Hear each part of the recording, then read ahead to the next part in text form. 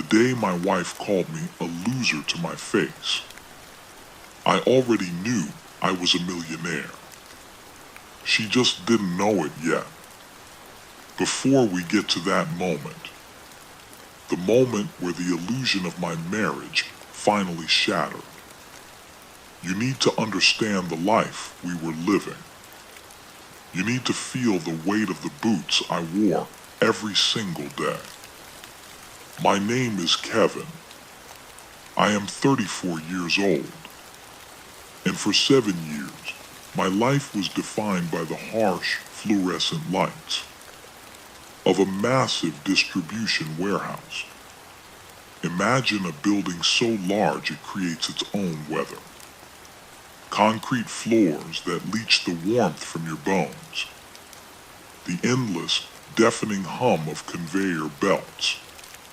The sharp, piercing beep of forklifts in the aisles. The smell of cardboard, dust, and diesel exhaust. That was my world.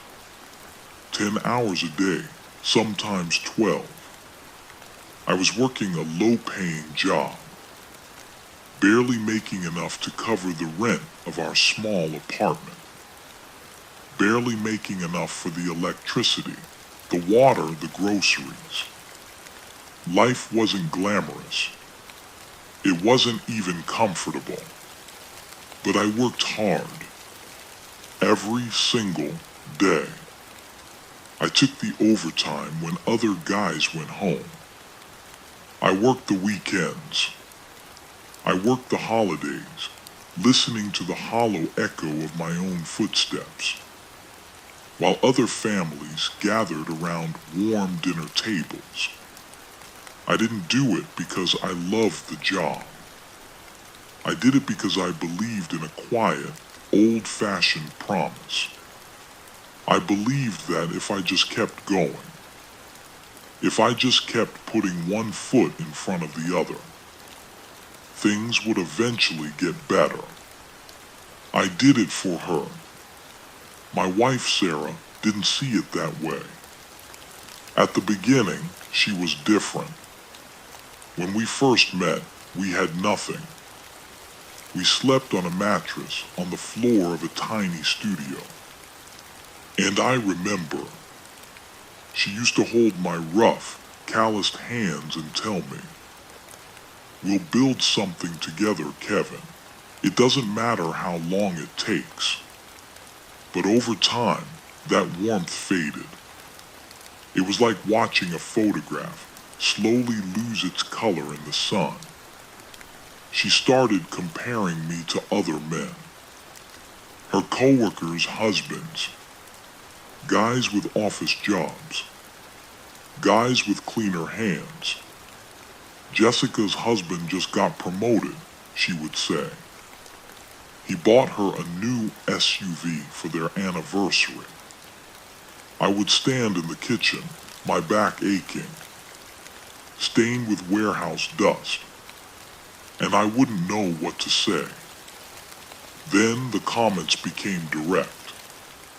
"I'm tired of struggling, Kevin. You're not going anywhere. You're just a loser." I stayed quiet. I thought she was just frustrated. That was my mistake.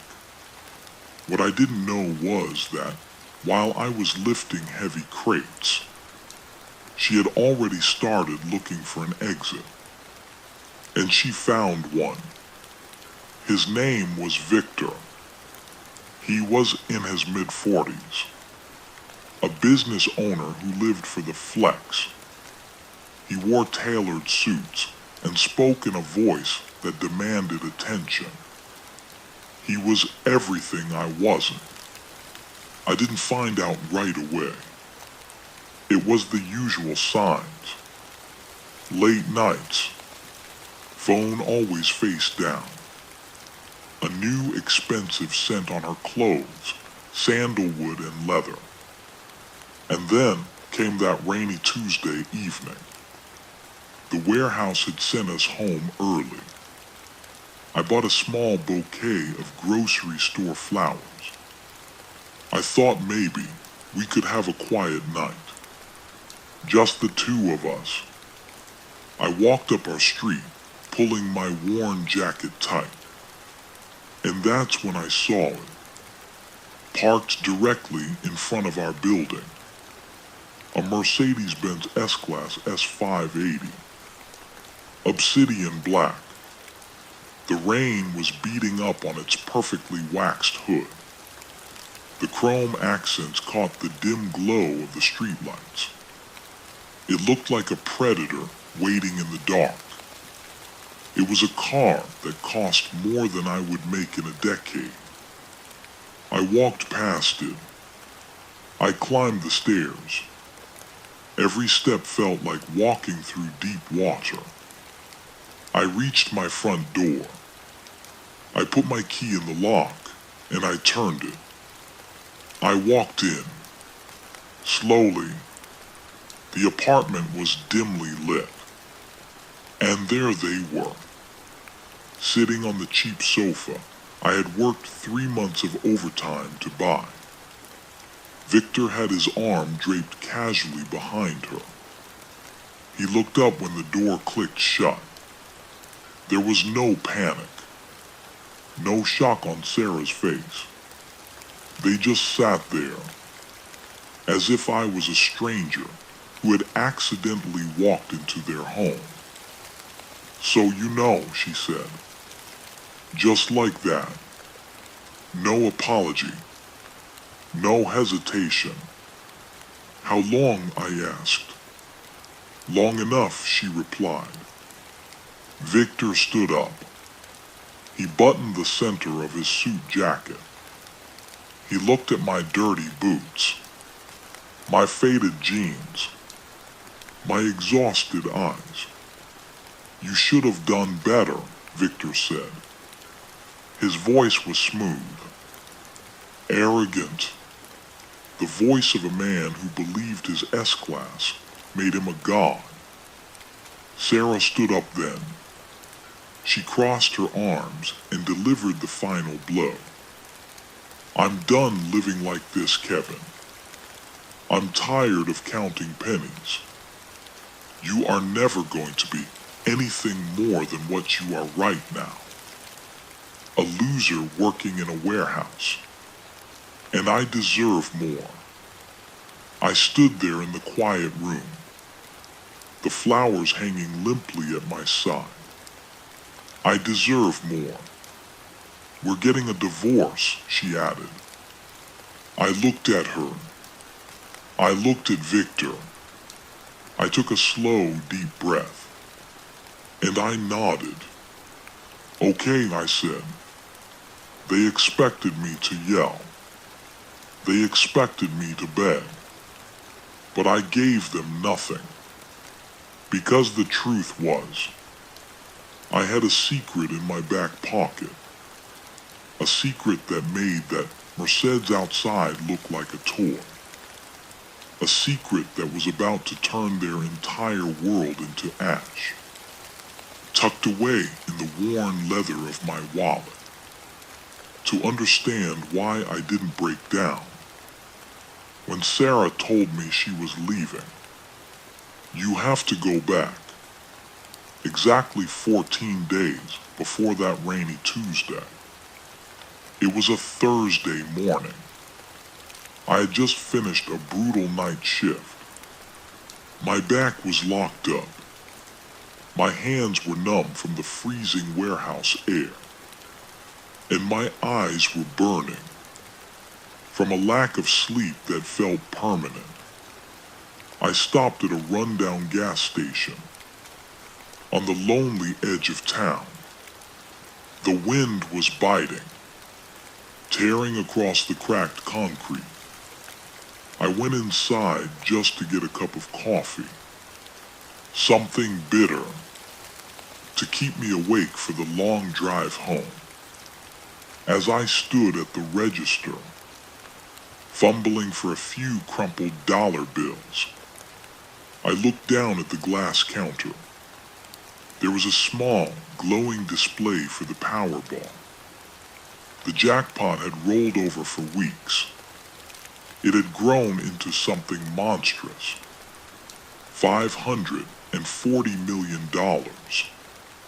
It was an absurd, incomprehensible number. The kind of money that doesn't just change your life. It rewrites your entire bloodline. I am not a gambler. When you barely make enough to pay the electric bill, a $2 ticket feels like a luxury you cannot afford. But that morning, I was just so deeply, profoundly tired. I looked at the clerk, an older man with tired eyes, just like mine, and I slid an extra $2 across the counter. "Quick pick," I said. He printed the ticket. He handed it to me, and I shoved it into my wallet. Without looking at it once, 3 days later, I was sitting in my car during lunch, eating a cold sandwich. I checked the numbers on my phone. I checked the ticket in my hand. 1, 2, 3, 4, 5, and the red Powerball.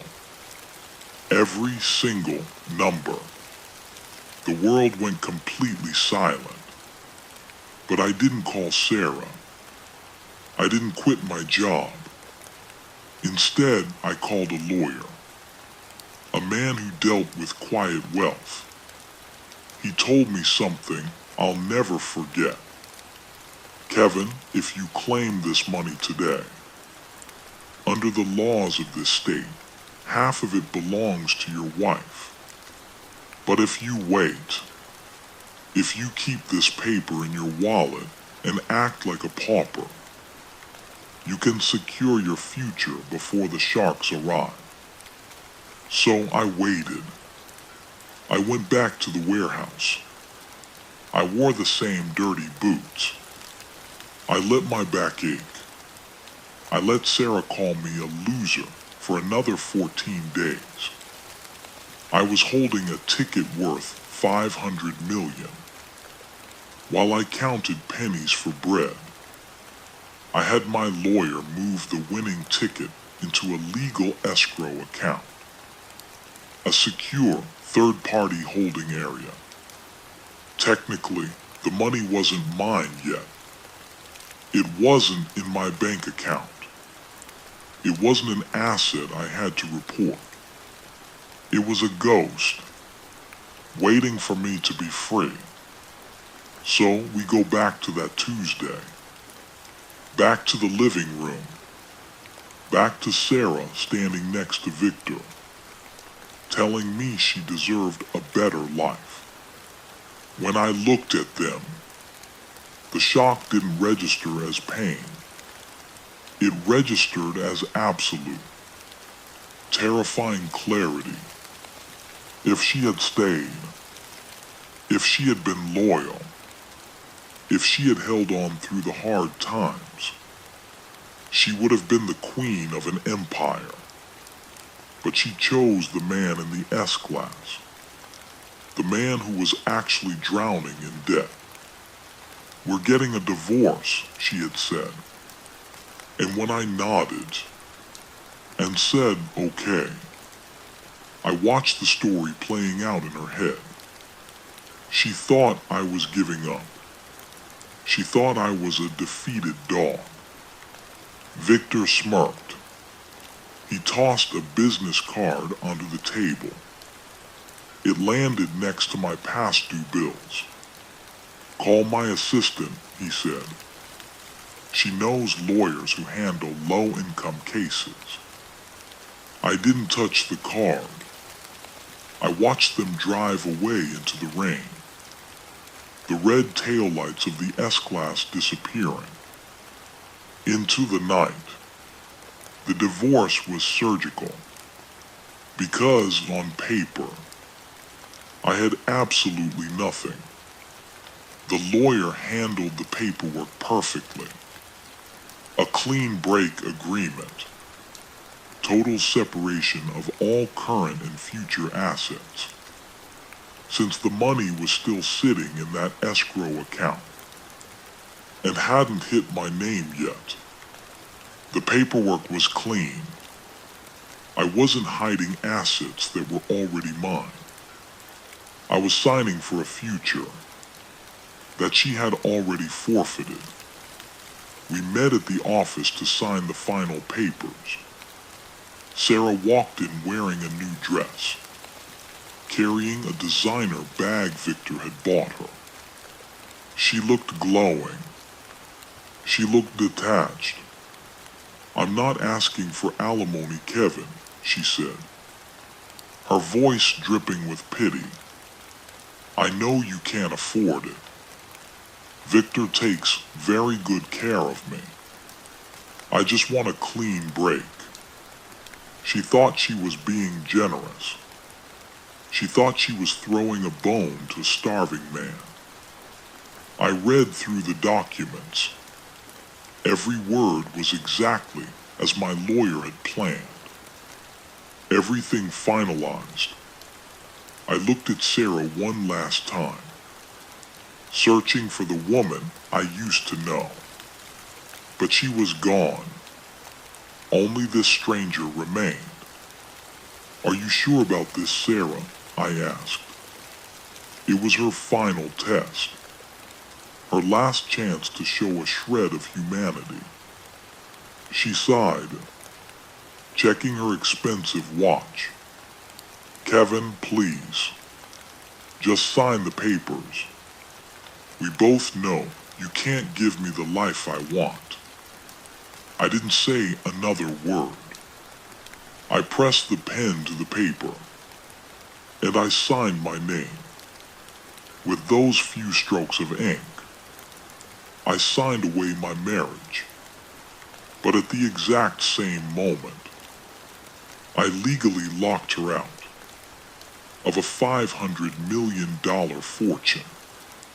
She stood up. She walked out without looking back. She walked out thinking she had won the lottery. By leaving me, she had no idea that she had just walked away. From the real one, the apartment was quiet. A different kind of quiet. Not the heavy, suffocating silence of a failing marriage, but the clean, open silence of a new beginning. I stayed in that small, rented apartment for 3 more months, even though I was now one of the wealthiest private individuals in the country. I still woke up at 4:00 a.m. Out of habit, I sat in the dark, drinking my cheap instant coffee, watching the rain wash the city streets. And I waited.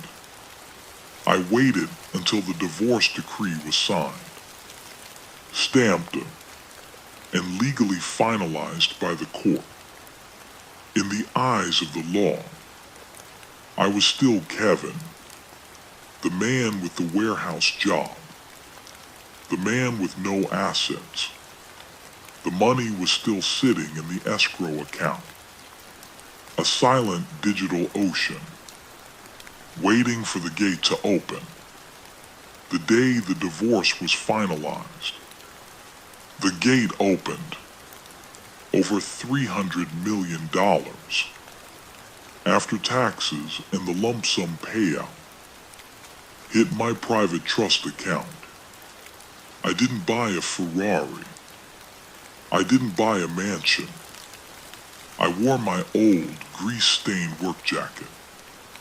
I took the city bus to a high-rise downtown. I met with a law firm that specialized in quiet wealth, men who understood that true power never needs to shout. We set up a blind trust, a massive private equity shell company. I named it the Blue Notebook. after the secret journal I kept as a child. I quit my job the next week. I didn't make a scene. I didn't insult my boss. I just handed him my badge and said, "I've decided to go back to school." He didn't even look up from his clipboard. "Whatever, Kevin, just leave the locker key." I walked out into the cold air, leaving the dust and the deafening hum of the belts behind me. Forever, I spent the next year learning. I hired tutors from the best universities. I didn't want to just be lucky. I wanted to be dangerous. I learned how to read a balance sheet. I learned how commercial debt worked. And I started looking into Victor's world. Victor Logistics and Development. On the surface, it looked like an empire. The S580 Mercedes out front, the glass-walled office, the expensive suits.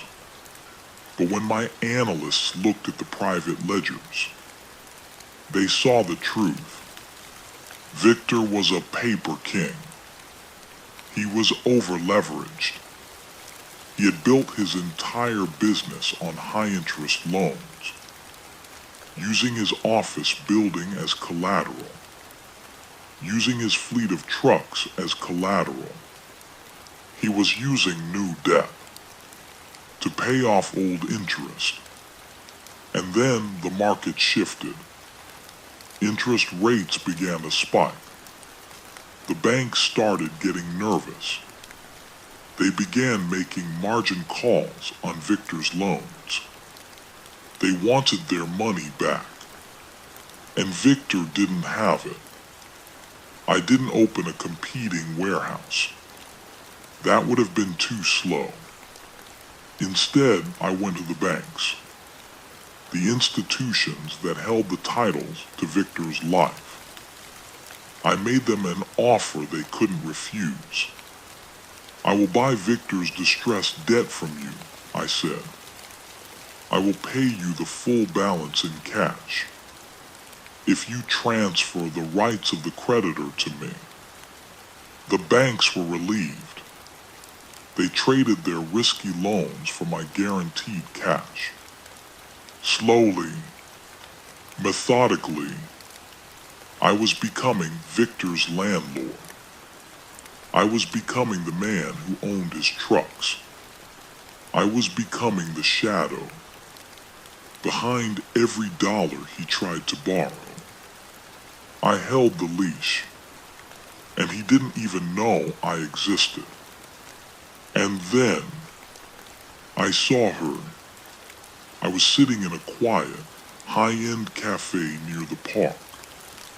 I was wearing a simple cashmere sweater, a watch that cost more than a house, but looked like a plain silver band.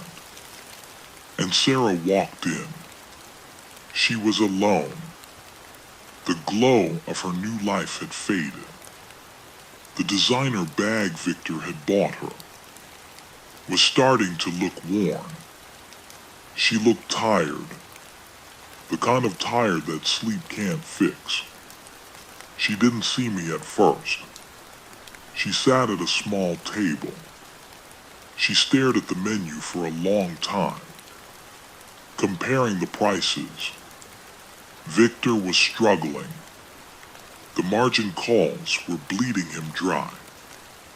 And the first thing a man like Victor cuts is the allowance of the woman he bought. I stood up. I walked over to her table. "Hello, Sarah," I said. She jumped. Her eyes widened. She looked at my face. Then she looked at my clothes. She saw the quality of the fabric. She saw the way I stood. The sheer, unshakable peace in my voice. "Kevin," she whispered, You look like you've changed." "I have," I said. She leaned forward. Her voice became a low, desperate murmur. "Things are difficult, Kevin. Victor, he's not who I thought he was. He's stressed all the time.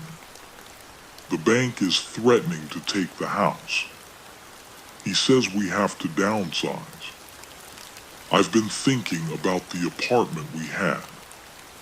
It was small, but at least it was ours."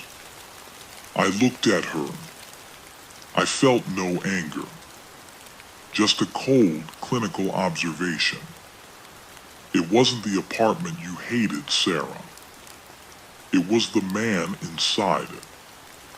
You wanted the king, but you didn't realize the king was just a man in a borrowed suit, living on borrowed time. She reached for my hand. "I've been thinking about us. Maybe we could have dinner, just to talk." I pulled my hand away. I laid a $50 bill on the table for her tea. "I have to go, Sarah," I said. "I have a meeting at the city council.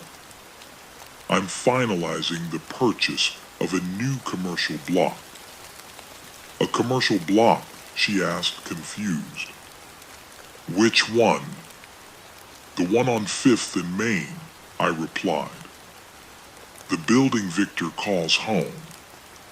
The bank sold me the mortgage yesterday, and I think it's time I did an inspection." I walked out of the cafe. I didn't look back. I stepped into my car. It didn't roar. It didn't show off. It just hummed with the quiet power of a man who held all the cards. The glass tower at 5th and Main stood tall, reflecting the cold, gray sky of the city. It was Victor's throne, the center of his world. But today, it was just an asset on my balance sheet, a line of debt in my private equity fund. I didn't arrive in a red Ferrari. I didn't want to be heard before I was seen.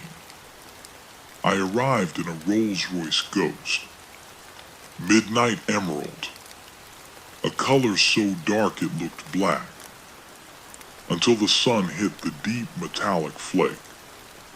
The car didn't roar. It didn't vibrate. It moved like a shadow across the pavement, the tires silent against the concrete. I sat in the back seat for a moment, feeling the thick lambswool carpet beneath my shoes, the same feet that used to ache.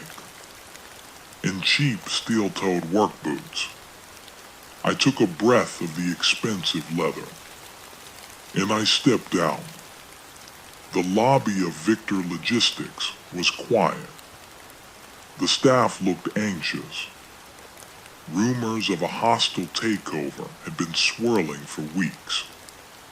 They didn't recognize me.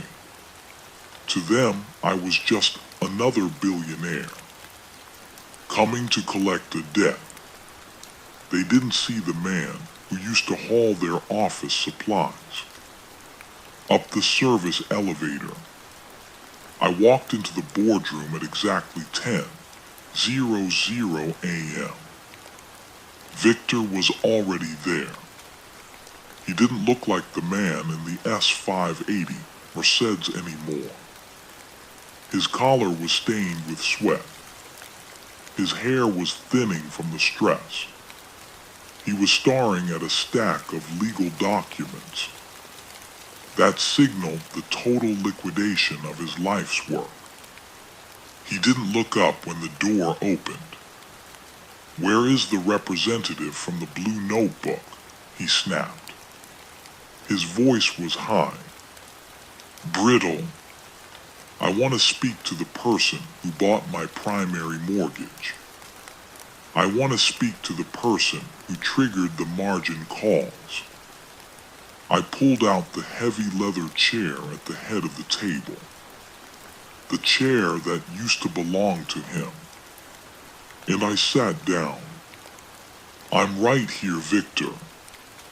The silence that followed was the heaviest thing I have ever felt. I watched the blood drain from his face. I watched his eyes travel from my face to my hands, to the silver and emerald key of the Rolls-Royce sitting on the table. You, he whispered. His voice broke. The guy from the loading dock. This is some kind of joke.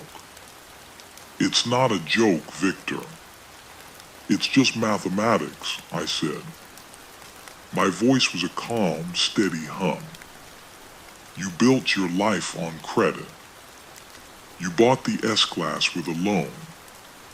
You bought the penthouse with a loan. You even bought your influence with money you hadn't earned yet. I didn't have to destroy you.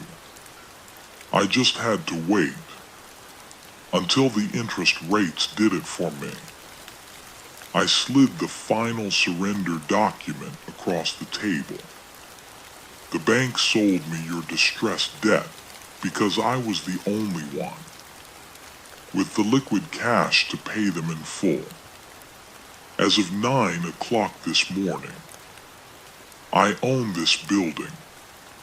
I own your fleet of trucks, and I am officially terminating your position as CEO.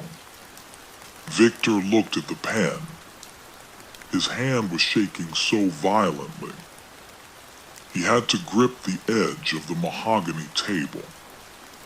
He was a man who lived for the flex, and now he was being erased by the man he called a loser. What about Sarah? He stammered. She doesn't know about the bankruptcy. She thinks we're just downsizing. Sarah made her choice, Victor, I said. She chose the image of success. She didn't realize that she was leaving the only person who was actually building a future. She's your responsibility now. But I suspect, without the Mercedes and the expensive dinners, she won't be around for long. He signed the papers. The scratch of the pen against the paper was the only sound in the room. The sound of an empire turning into dust. When I walked out of the building, I saw a taxi pulling up to the curb. Sarah was stepping out. She had probably come to find Victor, to ask why her credit cards were declined.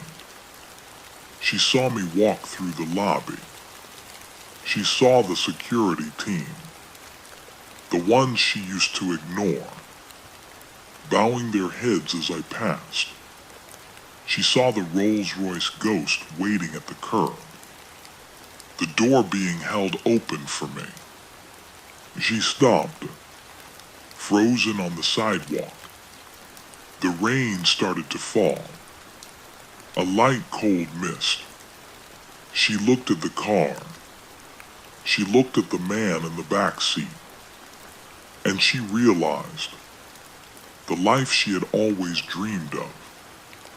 The wealth, the power, the absolute security was right there in the man she had discarded, in the man she had called a loser to his face. I didn't roll down the window. I didn't wave. I didn't need her to see my triumph, because my triumph wasn't about her. I leaned back into the soft, quiet cabin of the car. The driver pulled away from the curb. The city lights blurred past the window, a sea of neon and rain. I went back to my house, the quiet one. I sat on the porch. I listened to the wind in the trees. I was a millionaire. I owned the tower. I owned the debt. But as I sat there, I realized I didn't need any of it. The money was just a tool. The revenge was just a lesson. The real prize was the peace, the freedom to close my eyes and know that I was never the person they thought I was. I was always the winner. I just had to wait for the world to find out. I closed my eyes. The rain intensified, a gentle, rhythmic drumming on the roof, and I finally fell into a deep, dreamless sleep.